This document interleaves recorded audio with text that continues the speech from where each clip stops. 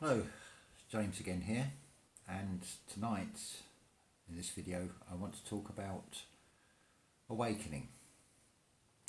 Now, I'm not talking about spiritual awakening, I'm talking about awakening to what is happening in this world.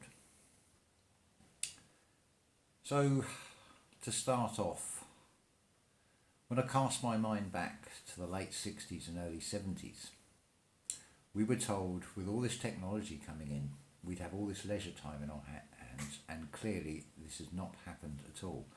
We have the opposite situation where you have people who are working longer hours and for less money.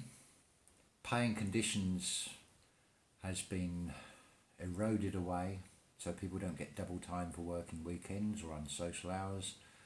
A lot of people are on minimum wages. And also you have this situation where it's not just one person in a household who is now the breadwinner. In a sort of family environment, you have both parties having to go out to pay a mortgage, to support children. And if that isn't bad enough, you start looking into, well, we've got this situation where the word paedophile and priest seems to be going hand in hand. Now, without even looking any further into that alone, we're not talking one or two people. We're talking about a huge number of priests and a hierarchy in churches that seem to be covering up these crimes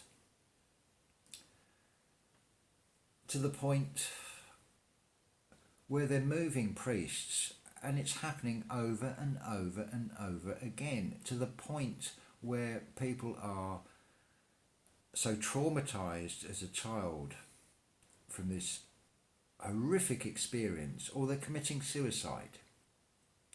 But what I can't understand, when this is coming out in the mainstream newspapers and on television, this is not a conspiracy theory, this is information that is coming on the normal television channels, which is the corporate side. And it's like, what is wrong with people? You're burning Nike trainers because an athlete won't stand up for the national anthem and making another protest, which in itself is ridiculous, because you look at Nike, I mean, what a wonderful track record they have with their workers in China. I mean, this is a vicious circle. And I just do not understand how people are not joining the dots up on this. The problem is you get labelled as a conspiracy theorist when you're trying to point this out. People will point blank refuse to even look into it, because this is not a subject you can talk about in one sentence. And then you're met with the, well, what can I do about it? I'm just me. Well, it's so frustrating when you start looking into this and you start digging a bit deeper and a bit deeper, and then this pattern emerges, and it's like, hang on a minute, this isn't affecting every area of our lives. This is something that is affecting your children and my children and everybody else's children. And it's like, what is wrong with people? It is so frustrating. We're the crazy ones. But I'm saying, from what I've uncovered and what many other people have uncovered, because I'm not coming out with something original here, I'm just through my own just thinking about things without even looking into anything. It's like, well, I'm told this, and yet this is happening. In religion, the way women are treated as second-class citizens, but we're all born of women. So where's the logic in that? Now, this is the bit that really bugs me, is because you ask these questions and the answers that are coming back do not make any sense. Today I saw there's a priest who's, as part of his testimony, has said, I didn't think molesting a child was breaking the law. I mean, come on. You don't need a religion to have a conscience to know if you're doing harm to somebody, especially a child. I mean, when the world gets to that stage, I really start questioning everything. And I have looked into into lots of things, and the picture is horrendous, but most people will not accept it. But when you start linking these things together and seeing that it all seems to be orchestrated, and it's like, well, hang on a minute. We all go through this, oh, it's Monday morning, I've got to go to work again. We all moan about the long hours, and yet there is another alternative answer to this. And we can change things. See, I'm not looking at an overnight change. I'm not talking about a revolution, I'm talking about evolution. I don't care if I only see the remaining 5 years of my life, seeing that this happens. The point is, I want it to happen, and I'm prepared to make sacrifices and put up with a bit of hardship for the long-term goal of this. See, I did my own family history research, and I thought about all those things my ancestors did. If they hadn't done what they did when they did, I wouldn't exist as this physical body. So in turn, I look from the past and I look to the future, and I'm now saying, the things that I do is the legacy and the difference I can make to my descendants, my children, my grandchildren, great-grandchildren, 7, 8, 9, 10 generations in the future. I'm not asking for recognition for it, but I'm asking for a chance for them to have a life.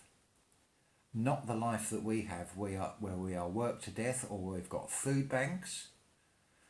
You've got elderly not being cared for, not getting cold weather payments. You've got people who are homeless, when there's clearly, there doesn't need to be this problem. I'm not going to go into the conspiratorial side of this, but just looking at this aspect of things, it's like, hang on a minute, hello, there is something seriously wrong. Now, it's not just that. The garden, all I've got in the garden at the moment are robins. I've seen 2 ladybirds so far this year. There used to be an abundance of them. What is happening to all the insects, all the birds, the wildlife in general? Because even that doesn't make sense. We're told it's global warming. Reduce the carbon. Well, I'm sorry, you look at the side of any main road. Do you see car exhaust fumes causing a problem? What the wildlife enthusiasts are saying is insect life is thriving where there is no human invasion, and it's right beside main roads. The trees as well. They're not going all brown and dying off from car exhaust. So we're not being told the truth about so many things. So if that is what makes me a conspiracy theorist, and I'm happy to accept that title, because I've got to the stage, I don't give a damn what people say about me. They can think I'm mad. I really don't care. What I do care about is getting this message out to as many people as possible. I'm not claiming any of these ideas are mine. What I'm saying is the things I was told and what I'm seeing are 2 different things which are miles apart in how we are told we are supposed to be and the reality of what is happening. And this is something affecting every aspect of our lives, from the things you put on your skin, the things you eat, what you drink. We're now talking about glyphosate in cereals, genetically modified corn syrup that is causing problems. It turns out we've had cures or ways of stopping cancer since the 1930s by using sound frequency, a non-invasive way of killing off cancer, but it doesn't make money. And then we've got things like this national debt. Every country has a national debt. Well, who is this debt to? I mean, we're the ones working, we're the ones paying the taxes. So what are these governments doing with this money? Total mismanagement, by the sounds of it. That's without even looking what's behind all these governments and moving into the conspiracy aspect of this, because there is clear evidence from the research I've done and what other people have done, and there's a clear pattern of something much more horrific.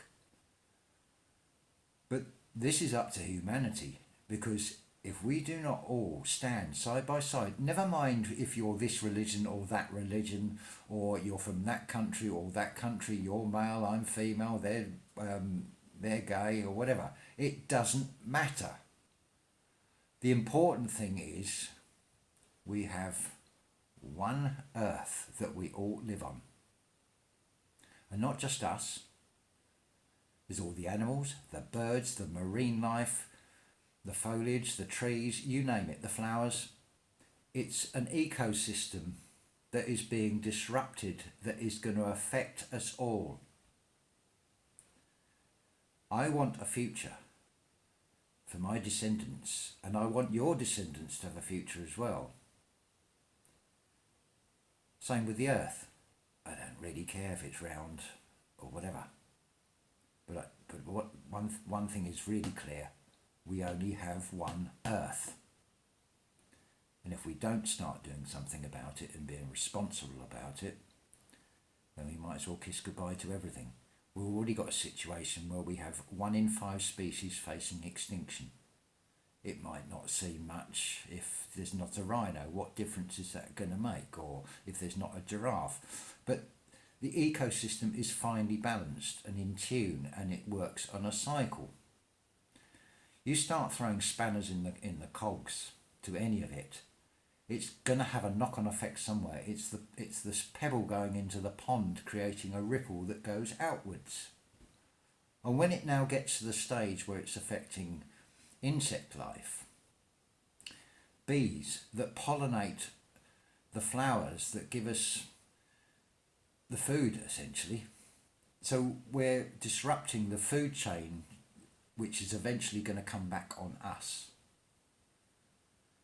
Then you've got things like wind turbines, these alternatives. It now turns out that they are giving off a frequency that is affecting the migration of insects and birds. Maybe that's why there are so few bees and so few birds. They're disorientated because of these electronic fields. Science will say that it's scientists are now saying it's something in the eyes of birds that they can see a frequency range that humans do not see, and that is what they use to migrate. I mean, it makes sense as well why you're getting 40, 50 whales or dolphins just coming up on a beach and dying. This is ridiculous. I mean, if we're talking this in the conspiracy theory level, let's talk about, say, the film The Matrix. Yes, there's a lot to be said for that, but what they don't tell you is there is no blue pill.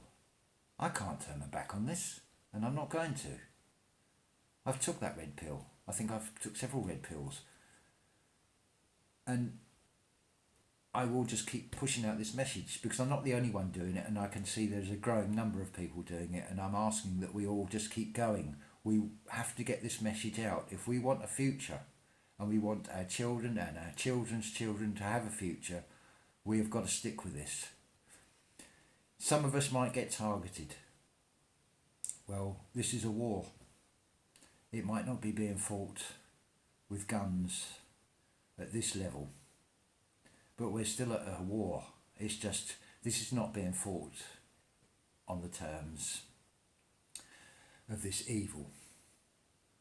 We can do it another way. We can fight back in other ways, just by realising and looking with fresh eyes at what is going on and saying, this is unacceptable.